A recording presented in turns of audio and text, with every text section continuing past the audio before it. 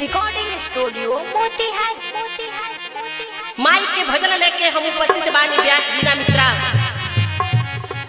नाचे के बाद झूमे के बाद मैया के दरबार में मैया से मांगे के बाद आ कैसे एक भक्त मालिन से कहतारी कवना भाव में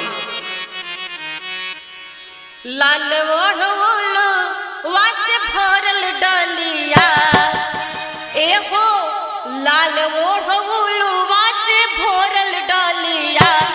हरवा गुथना हो हरवा गुथना मालिनिया घरवा आई है मोहिया हरवा गुथना मालिनिया घर आई है मोहिया आई है मोहिया घर आई है मोहिया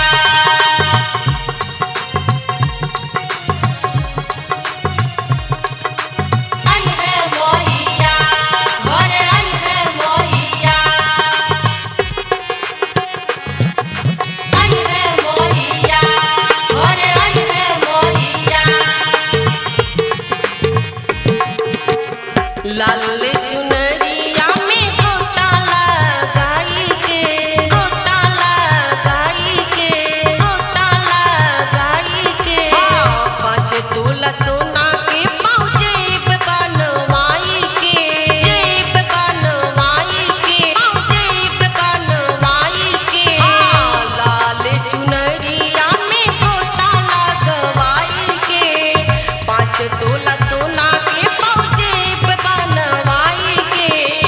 हो माई के झूलवा लगाए बनमिया डलिया ए हो झूलवा लगाए माई के निमिया डलिया हरवा गुथना हो हरवा गुथना मालिनिया घर आई है मोहिया हरवा गुथना मालिनिया घर आई है मोहिया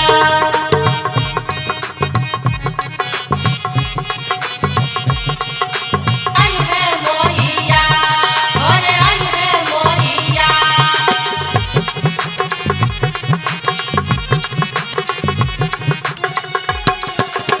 आई है मोहिया घर आई है मोहिया चरण पखार के सुनाई हम पचरवा सुनाई हम पचरवा सुनाई हम पचरवा हो रहिया बहार के बिछाई हम अचरवा छाई हम अचरवा बिछाई हम अचरवा चरण पखार के सुनाई हम पचरवा रहिया बहार के बिछाई हम अचरवा हो माई के पौआ पखारे आज मोर घरवा माई के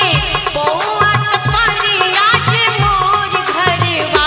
हरवा गुथना हो हरवा गुथना मालिनिया घरवा आई है मोहिया हरवा गुथना मालिनिया घर आई है मोहिया लाल ओढ़ोलो वासे भरल डलिया ए हो लाल ओढ़ोलो वासे भरल डलिया हरवा गुथना हो हरवा गुथना मालिनिया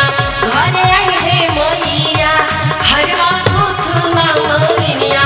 घर आई है मोहिया हो हरवा गुथना मालिनिया घर आई है मोहिया Asian films recording studio Motihari.